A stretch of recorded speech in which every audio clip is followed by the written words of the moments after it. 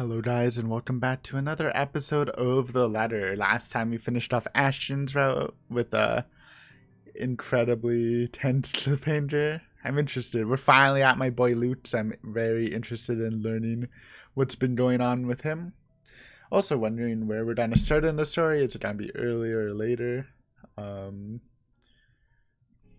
This sentence could mean, I don't know what this sentence could mean a lot of things, but before we start, let's look at Lute's profile.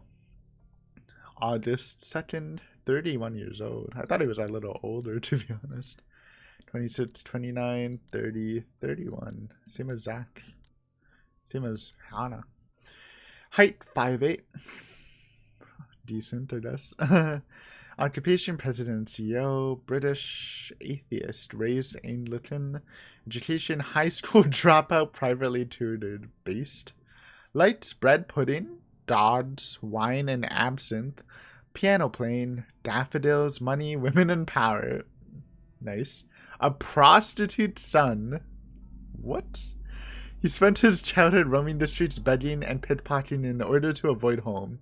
Home meant a too drunk mother and her equally drunk clients, some of who would take to beating the child out of anger if he did so much as look at them wrong. That meant he was always in trouble, in one form or another. Nothing was done to correct it until a sober moment his mother found out about the abuse and promised to take better care of her son.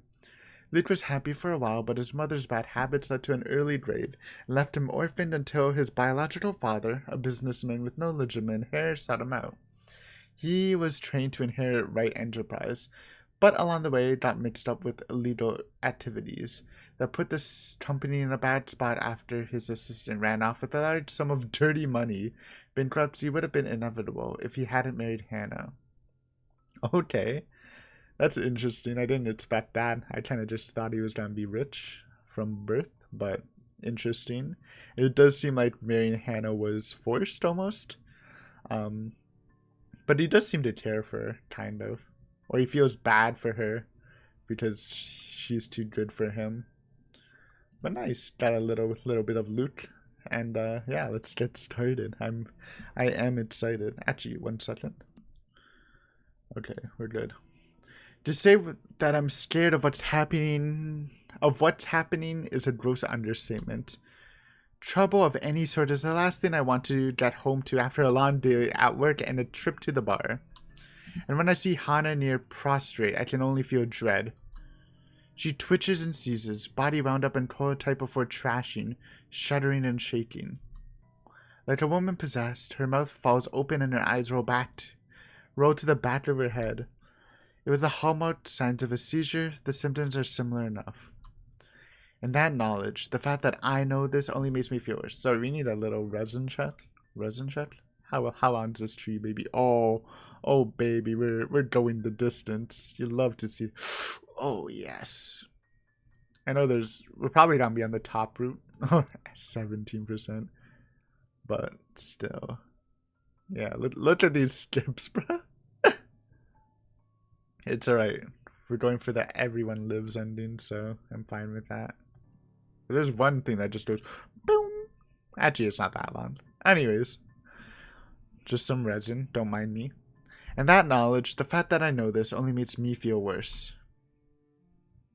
Okay, so we're picking off right at the end of Hannah's route. She told Luke that she was pregnant, not he was pregnant, and then she got assaulted by Kyoko, and then Luke came and gave her a nice hug. I think we used this, but I'll show the CG off anyways. But to hold her close is all I can do while she trashes about. I know this is wrong, and I'm not supposed to hold her down, yet I do it out of instinct, reflex even. I'm terrified of hurting her, but I see no other way to keep Hannah from hurting herself. It takes a lot to keep myself from running off to get help when she needs me here. And it takes everything I have to keep myself intact. When she says my name, I realize the seizures have stopped, but that doesn't make the dread go away, so he thinks the Kyoko attack was seizures. Please. What happened here? Who did this to you? I don't know. I'm so sorry. Oh, this is probably the incident Luke was referring to. That someone broke in and he thought roughed off Hannah, and that's why he had his gun out, because he was like, "Yo, you fucked with my wife, bro. You get the pistol." The sight of her tear-streaked face is enough to twist the knife in. It does not help that I'm as lost as she is right now, and all I can say is, It's alright. You're safe now, Hannah. I will say I'm not the biggest fan of Luke's sprite right now, portrait, but I love his look, normally. Yeah, we're on 29th. Okay, it's not that far back. Let's take a little look at the timeline. Got a couple days to go. I must have sat there in the kitchen, cradling Hannah in my arms for an eternity, until Shrokin and a maid ran in, assuming the worst. She had been screaming enough to attract the attention of anyone on mansion property.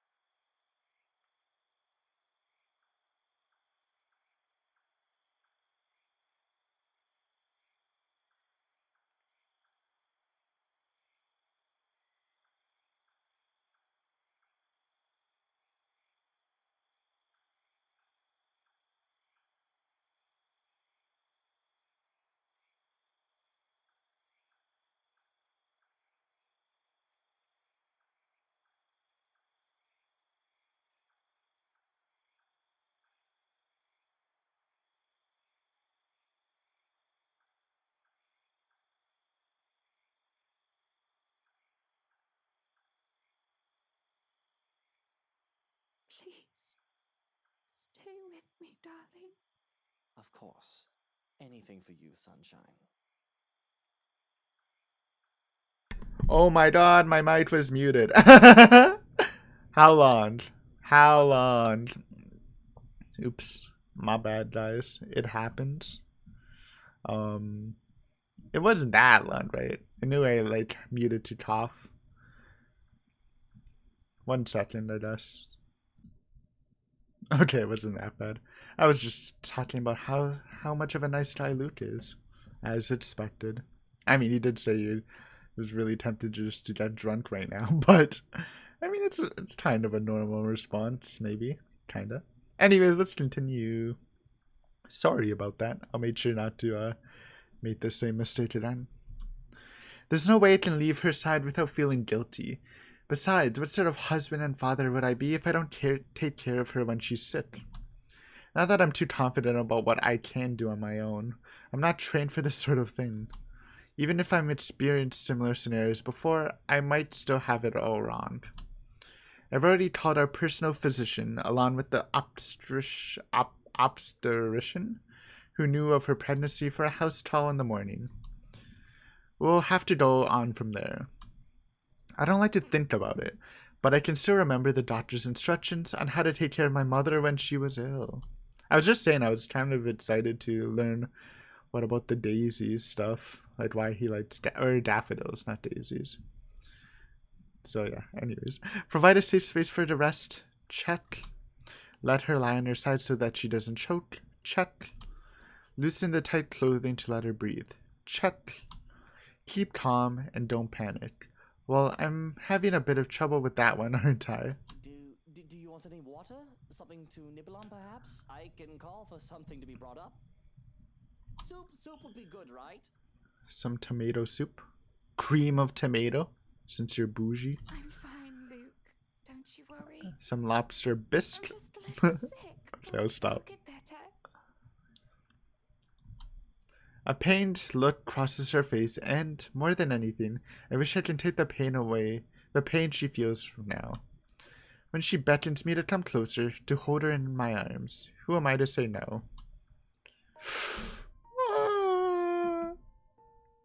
It's so cute, bro. Luke with messy hair. It's a good look. Her body still quivers, tiny shakes that make my heart feel like it's going to stop and give every time they happen too much. I take care to give her room to breathe, no matter how much of an uncomfortable position it puts me in. Her scent is enough to bring me at ease. Golden flowers, marigolds, buttercups, and daffodils. I'm not sure if she smells this way because I've surrounded us with them when I can, or because she's wearing the perfume I gave her last Christmas. There we go. Now, are we comfy? She nods her head weakly, a smile barely making its way on her lips. I'd be ready to fulfill any request she has, anything to make this easier for her, anything to make her happy. But when she next speaks, I can feel my breath catching in my throat. Sing me a lullaby. Lullaby? Of course. I can do that. Dude, I don't even... What are lullabies? I mean, I know what lullabies are, but I don't even know any anymore. Okay, let's just hear Luke.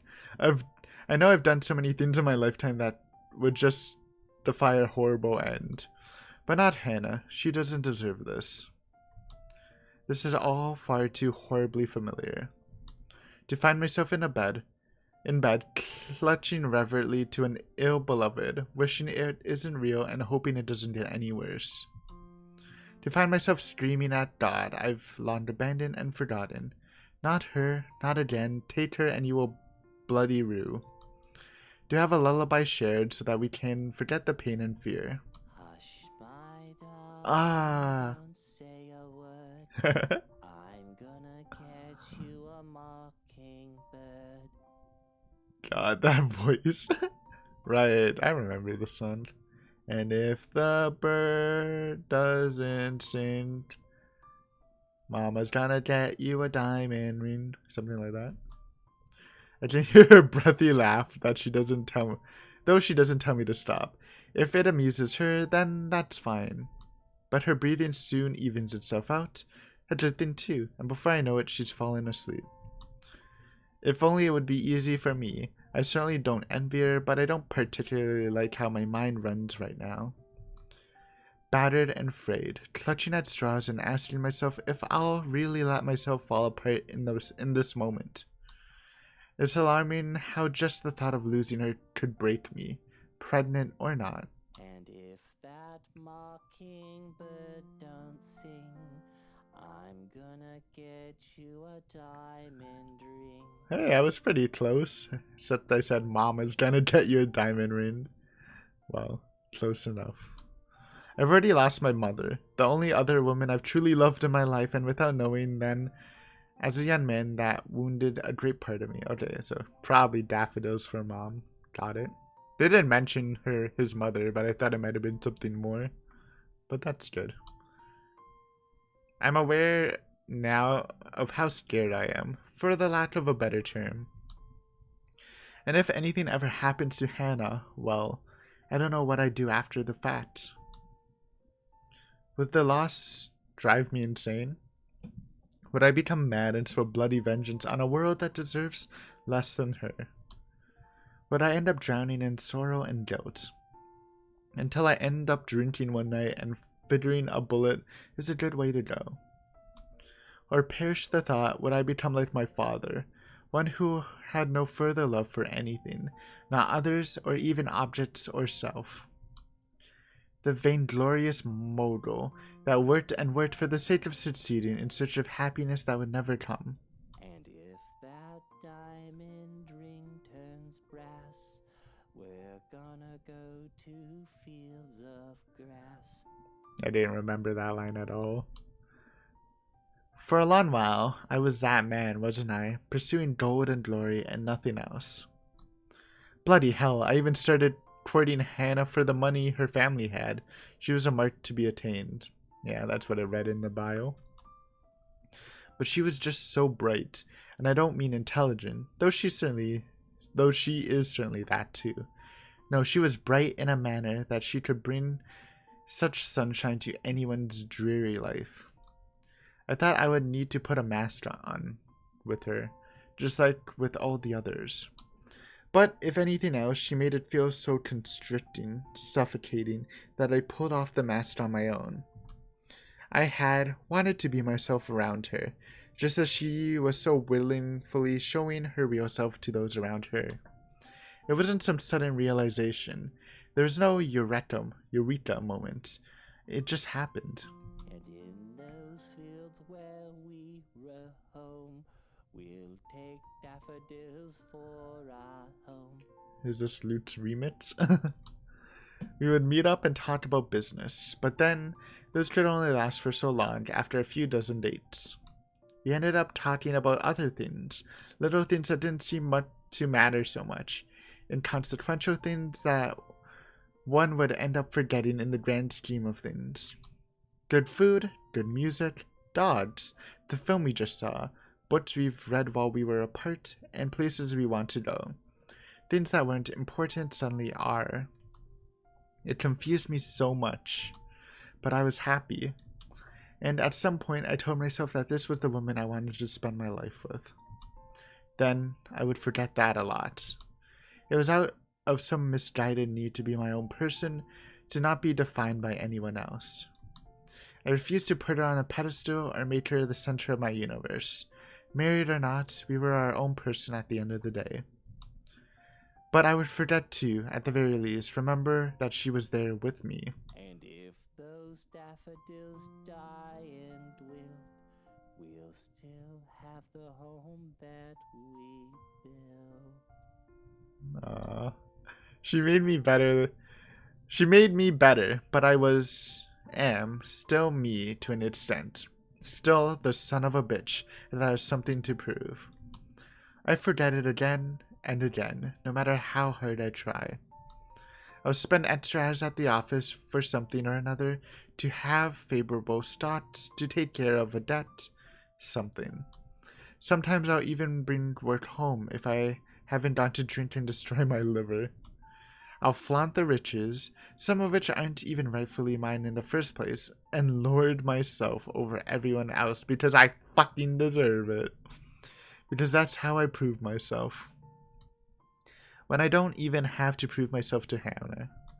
Sometimes I wonder, had we met under different circumstances, had I grown up a different way, would all this be any better? Would this be any happier? Good night, my sunshine. Now, there's a thought. New journal just dropped?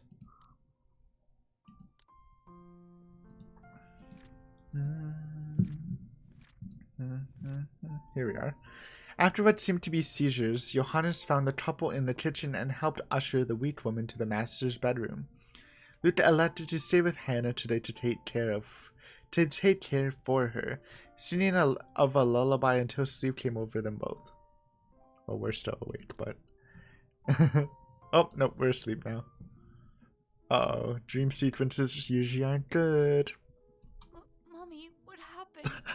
You were wiggling and shaking, and you wouldn't stop even if I was shouting. Sorry, it's just funny looking with Luke's portrait looking still adult. I'm so sorry I shouted at you, Mommy. Mummy. Shh, don't cry. My little ball of sunshine's not supposed to cry, is he? Don't you worry. Mummy is just a little sick, but she'll get better. I've got a new job now, and I can get medicine again, okay? And we'll buy some Bread pudding. while we're at it. Please don't do that again, Mommy. It's scary. It's okay. I'm here. You've got nothing to fear. But you have to be brave too, Lucille. Lucille, I'm not around. aka Luke. Be brave. That wasn't too bad, though our heart's beating. I choke back a stream and wake up in a cold sweat. With my heart pounding in my ears, it takes a while to remember where I am. Uh-oh. What's happening? What's happening? In the dark cold of the room, one can't fault me for feeling ill at ease. It isn't as bright as the penthouse, and the renovations did a little to change how old it feels. We've been here for less than a week. It'll take a bit more time to adjust. It's hard to feel cozy, though, when I'm bloody freezing. Nudging the lump of fabric next to me, I sigh. It's cold. Don't hog the sheets, Hana. Man sleeping in a suit, dude. She always did this, though it hardly bothers me. Growing up, I was lucky to have something to use as a mattress. I'm not the one who grew up accustomed to Egyptian cotton with the thread count of 800. Jesus. I've never tried Egyptian stuff, but I know they're like the best bed stuff, I think. Or at least they're treated really highly. Maybe one day.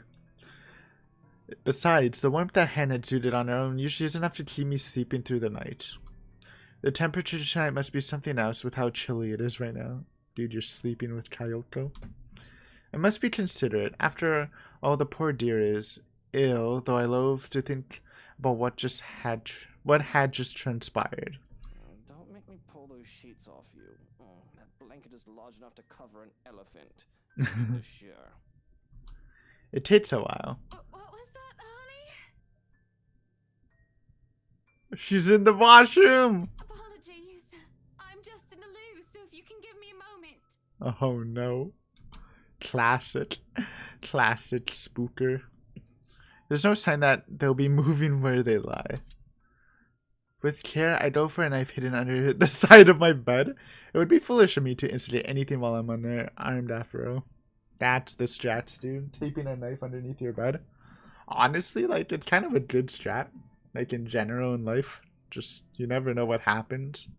Obviously, it's kind of sketchy if people don't know about it, but... I mean, I don't, because I'm pretty secure where I live, but still. To pull the covers would be a more difficult affair, because reaching out to uncover who was underneath, I have to prepare for anything and assume the worst. If I so much as see the nozzle of a gun, there's going to be a murder tonight. I know they say not to bring a knife to a gunfight, but I think I can sink a blade in his liver faster than he can point and aim.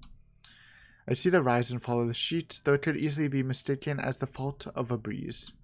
I hear their breathing. A great sense of foreboding comes over me, making me hesitate with my plan. I should just get Hannah and myself out of here, not look back, and let security handle it. That's what they're here for. Or maybe I should just man up? There's no way I'm risking the chance that inaction will put Hannah in danger. But that's the worst that could happen, right? There's no reason to be afraid. There's no boogeyman under the cover, no monster in my closet. If anything, these things should be afraid of me. Right? I grab a fistful of sheets and throw them at the side. Ah! Kyoko! I saw those eyes. I saw those eyes. She's just snuggling up. Because you guys were together in the past life. What the? Oh, here we are. Luke woke up in the middle of the night with a scream and a cold sweat. Finding comfort in the warm body and suits, he tried to go back to sleep and forget images playing in his mind until Hannah called from the loo. Nothing. Nothing but a bunch of pillows stare back at me. Must be my imagination. I'd rather not think I'm going mad. It could very well be the stress getting to me. All this drama with Hannah. I've been doing well all these years, all things considered. I just have a breaking point. I do have a breaking point.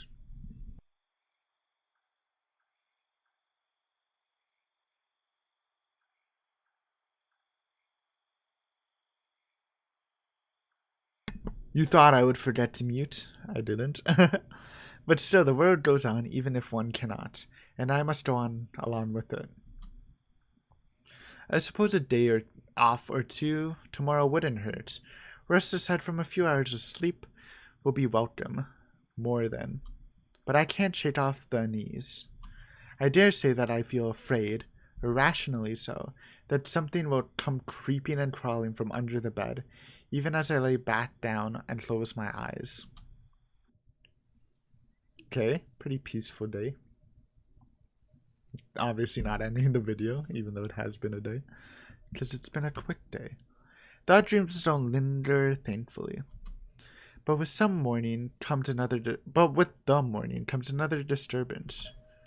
Both too loud and too sharp for my taste. It's Zachary. I bet. And I have very fine tastes. When the piercing ring of a doorbell reaches even the bedroom, I'm very much inclined to think the person who built this place lacks any sense of it. Perhaps the only good thing in this is that Ruckus has chased away the needling guilt from last night's commotion, if only temporarily. Still, it's a bloody annoying distraction. I can tell already that it's going to be a long day. It hasn't even started. Before the racket even lasts another minute, I'm peeing myself off the bed. Peeling myself off the bed? I'm peeing myself off the bed. What does that even mean, Aiden? And heading straight for the main door. And we're still in a suit, because we slept in the suit. There will be a murder today if this doesn't let up. How quaint. It seems everything in this blasted universe is intent on getting in my nerves as of late. God and Bennett, only a Nancy would knock at such an ungodly hour. In the first place, I shouldn't be the one doing this. That's why I hired a valet, for fuck's sake. There's that damn butler when I need him. I'll be honest, if only for today. With the mansion this quiet at this hour of the morning, it's easy to believe those little ghost stories might be real. But the only horror here is the news Hannah has brought forth yesterday, and the very ideas of me being a father. Neither the deafening silence nor the biting chill spreading across every room in the place. My wife is pregnant, bloody bollocks. There's no place for fear when another set of problems already burns that fuel. So I wait for another second. When no butler still answers my call, I simply yank the door open for myself, perhaps with more force than needed. And maybe it should be appropriately there, considering the person on the other side and the hour he dared appeared on my doorstep. Even someone with a half-brain would know not to disturb anyone this early. Brief confusion quickly gave way to anger, and before the bloody photographer can even get a word in, I'm hurling venom at him. It's less than he deserves, really. Hannah will disapprove, scold me for treating the photographer with such disrespect if she hears me right now. She seems so fond of him, after all, despite meeting him only once or twice. He's merely doing his job, she'll say. But she's not here, isn't she? What she doesn't know. You? How the hell did you get in here? What in seven hells do you want? It's bloody 6 in the morning. Listen, sir, I know this is not a good time. Minder. Good one. Oh, it's not a good time. Oh, Did you even 1 check second, the call guys. before coming here? I bet you didn't. Sorry. Call from mother. Or mummy. To be more in tune. Anyways, back to the scolding. This is still my home. My rules also apply to this place as much as Hannah's do. As simple as that. Unlike you, the ones living in this house need to sleep. It just so happens, it's also a person I will never take a liking to. No need for remorse. Come back when people are actually awake, or I'll call security on you. He continues shouting even as I slam the door in his face. Some nonsense about the news lately, though I don't understand most of it. However, with the closed doors muffling the better part of it, and with no ears to listen, his tirade doesn't last too long. Eventually, he leaves and silence once again fills the room as it should. In hindsight, maybe I should also call for psychiatric services. There you go. He certainly sounds mental just screaming like that. A suspicious man like him left roaming the immediate grounds. Nothing good can come of it. But if his presence will indeed bring a problem, a sign of bad things to come, I'll probably know soon enough. Worst comes to worst. Shrokin will take care of it if need be. It's what I'm paying him for, personal assassin. In the meantime, the bitter problem at hand. Baby duties. It's on a whim what I've chosen to cook. Breakfast in bed, baby. Sure, I have a lot of other things I could have done instead, but cooking distracts me, and I do find it relaxing on the rare occasion I step up to the task. What is that? Baked beans? 2 eggs? A crepe? And I'm not looking at the text. I don't know what that square is. I give up. On the tray, 2 plates of roti. Roti. Oh, I didn't even notice this thing. That's roti, is it? Boiled eggs, hash brown. That's a hash brown? Bacon topped with peppers, croquettes, and... Okay, wait, that's... What are you talking about, bro? Nothing there looks like what's on the screen. Where's the bacon, bro? Where's the peppers? Maybe like in this much? This much? I don't know what Aki's is either. I can't get back to sleep after my abrupt awakening earlier. Although I did think about drinking to get some 40 winks. I've changed my mind at the reminder that my very pregnant wife is sick in bed. I love my alcohol, no doubt, but there are times when even I shouldn't drink. Imagine. As it is, I'm running on nothing but 2 cups of coffee. The surprise on Hannah's face is apparent the moment I step into her bedroom holding a breakfast tray. But it quickly changes to a look of delight as I place the tray on the bed. Okay, so before, going back to Ashton's route, like when with the whole Johannes confrontation, I had like this really bad feeling that maybe Luke was like keeping Hannah, and that's why in that room, and that's why Johannes was like, "Oh, what did you do with the madam?" Which could still be a thing, you know. Maybe I can see Luke locking up Hannah just so she doesn't get hurt or whatever.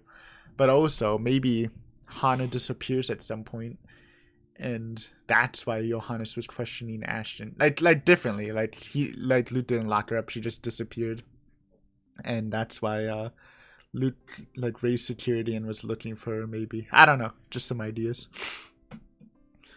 But it quickly changes to a look of delight as I place the tray on the bed. Good morning. What's all this then? Oh, that does smell good. I made breakfast. In hindsight, I probably should have prepared something a lot healthier for you.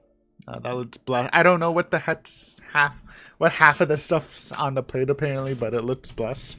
Oh, don't you fuss. This is absolutely perfect. Hello, train. Also, This isn't going to kill me. I'm not really a breakfast guy. I usually just skip it for lunch, but a nice breakfast like once a month is pretty blessed. Feels like forever since I last had your cooking. I don't see what you're so enthusiastic for. I'm no master chef. I won't be too mad if you tell Johannes to cook something else for you. Yo, you should join MasterChef. It's for MasterChef's for amateurs only. If you don't watch Higurashi, I have been watching cooking shows lately. Though I haven't watched MasterChef at all. I've been watching Top Chef, which is actually like chefs competing. Good stuff. Top Chef Canada. Gotta watch the Canadian version to support the country, I guess. Means more for me, of course. I can't wipe the grin off my face when Hannah takes a bite and looks like she's enjoying what I've made. It would be a lie to say I'm not glad or proud that I can make her happy. Though perhaps I haven't been able to do that as of late. But Hannah needs me now, and that counts for something, doesn't it? Oh, I don't think I can finish this all. But I should, shouldn't I? After all, I am eating for 3. Okay, so it was twins. I forgot, honestly. That makes it double the pressure, huh? I feel a terrible pit in my stomach at the reminder. I try to fill said pit with food anyway. But bloody hell, I don't think I'm ready to raise a child, let alone 2 of them.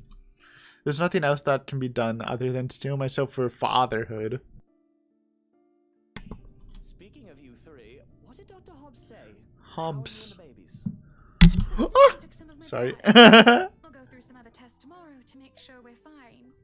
Sorry, my I was taking a drink of water and my glass hit the pop filter on the mic. Little jump scare. Come on, you're expecting it. It's a horror visual novel. I know how you hate hospitals, so I asked Johannes to drive me there. That way you can have some alone time with Kylie too. My favorite demon child. Admit it, you just want to leave me alone with a little tyke without any backup. Don't be like that. You'll do fine, I'm sure. And she'll love spending the day with her fairy godfather. You can chill with Rebecca. Is that when they met? I thought it was earlier. Yeah, it was way earlier. So they already know each other. Of course, I can't just look at it like it's practice. I do want to be a good father, right? I can, not can't. Okay. Not like my own, though I don't think any practice in being a parent would have helped him. He hadn't cared about the son he sired until he learned that he was ill and was not long for this world. And even when he did find me, he still cared little. I definitely don't want to be like Damien Wright. I'm just worried about the children. I'm just worried about you. I don't know. Well, if you don't want to be like Damien Wright, I'm worried about the children. I'm just worried about the children, Hana. I know you can take care of yourself. just fine. That's the good one. One tough cookie. That's the good one. Yeah, okay. You never know which... Look at that freaking pose. You never know what choices, dude. Sometimes you click something, like with Marianne, and then they just say, like, they add so much more to the sentence that just makes me groan, man. Look at you, already becoming a great father. We're gonna ace this. I'm gonna get full relationship with Hana. I fucked up the Hana route kind of with it, but this is my time to shine. One day, when the kids are all grown up, I'll tell them the story of how their dad is being a great big worrywart. Worry Being warts. pregnant to me, all right? My hand moves to Hannah's stomach, which has yet to grow too much beyond its usual size. There's some pudge hidden behind her dresses. I'm half expecting to feel something, perhaps a kick. They talk about how the sensation cements everything, proof of life that goes beyond a growing belly. But of course, it's far too early for that. Yeah, it's way too early. Still can't believe it, you know. I didn't think it would ever happen. We're going to have kids. A shame. I certainly need grounding. It would help me get my head around what's going on. How are you feeling about all of this? I don't know how I feel, actually. Worry is the first thing to come to my mind, and I don't think I'll ever stop feeling that. That's what brought this on, isn't it? And it would be awful of me to say that I'm not happy at the news, excited even. But that all did not stop me from feeling the same fear I had when Hana first told me of this. I was so afraid. Still am. I never gave the thought of being a father until now. But I'm already afraid for them, their safety, and the world they would find themselves born into. What the... Was that right? Can you use born like that? I need a Google. You know, there's some stuff happening. But is that a proper use of born? I thought it was just like the last name. That's new tech. I'm not criticizing. If it's real, then I'm down to use that in writing. Find themselves past participle carried or transported by things specific. Insect born pollen. Does that work? Born is just like born.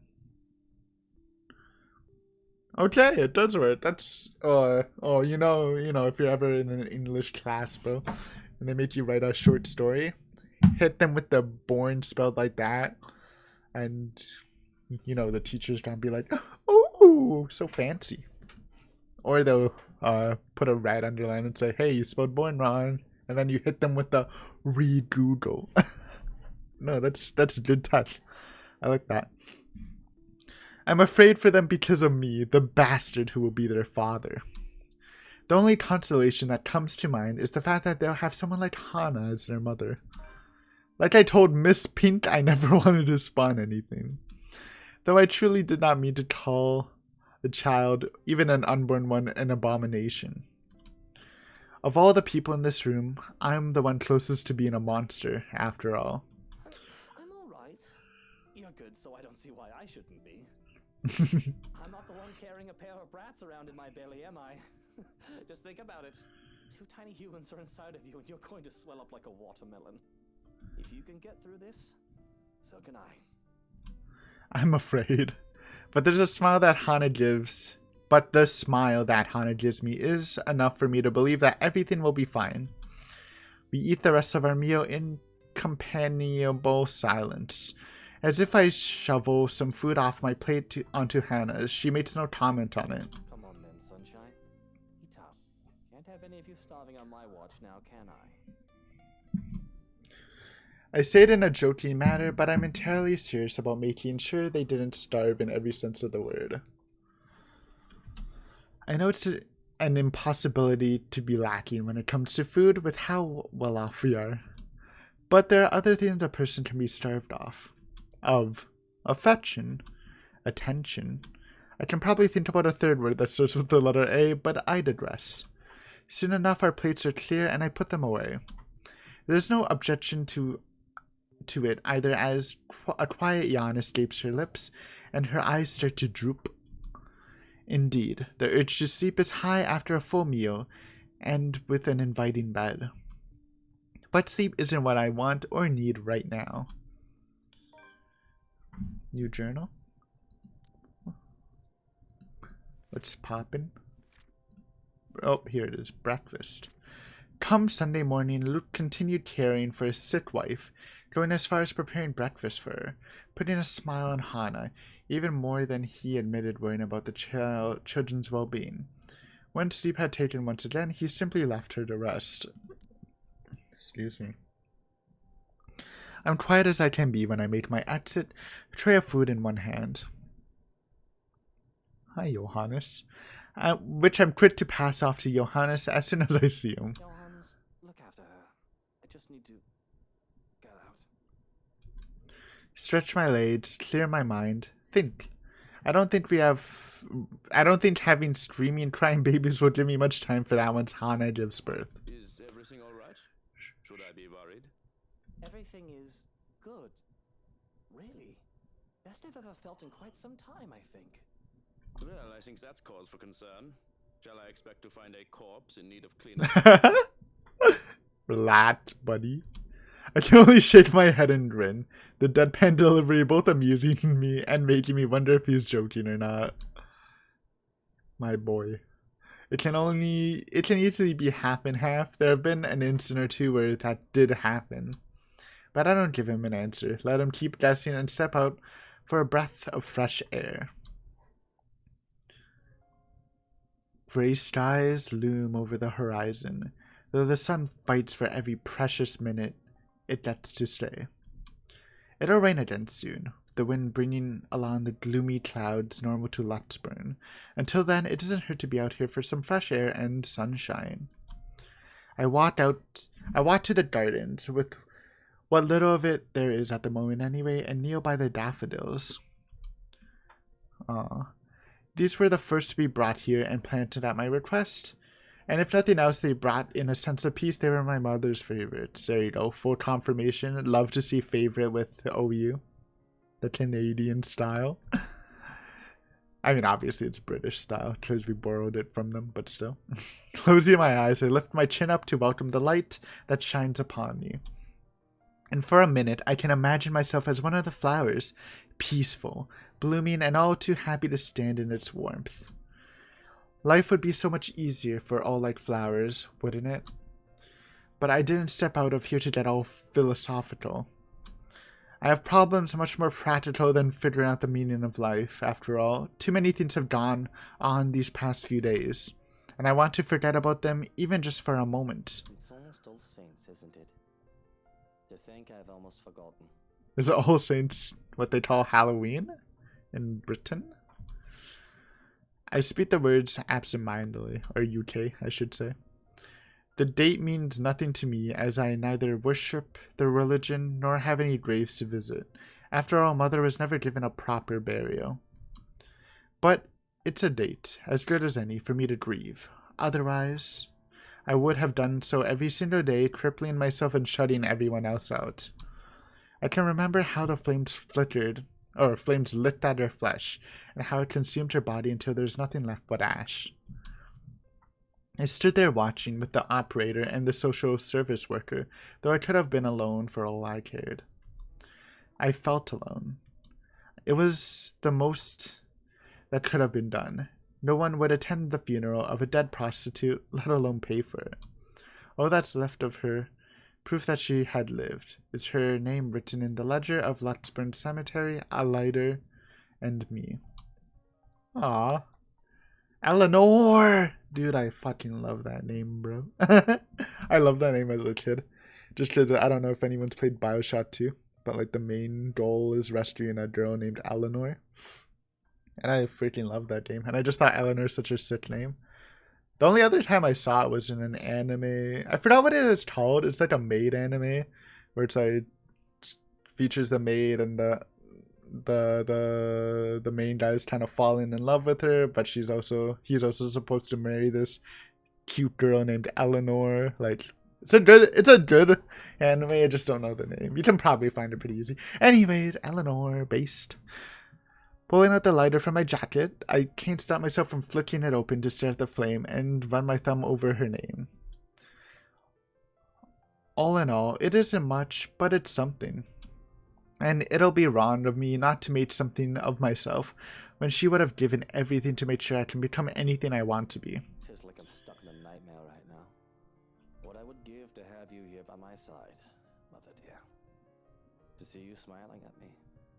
Alive and as beautiful as ever. I'm afraid I'm starting to forget what your face looks like. I've already forgotten the shade of your hair. Eleanor Chandler was a wonderful woman, though not everyone would have agreed.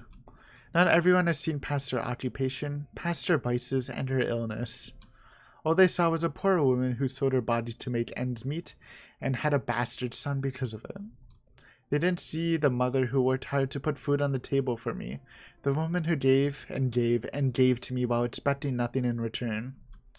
She taught me the merits of hard work, but though I loved her so, I worked hard for myself. I would not be so foolish, so selfless towards people who would never give back. I learned that from father, who plucked me out of an orphanage for his own selfish gain. I pocket the lighter before I can feel the urge to actually set anything ablaze. Ooh, you know at the end of this visual novel, Luke's gonna set the mansion on fire with the lighter.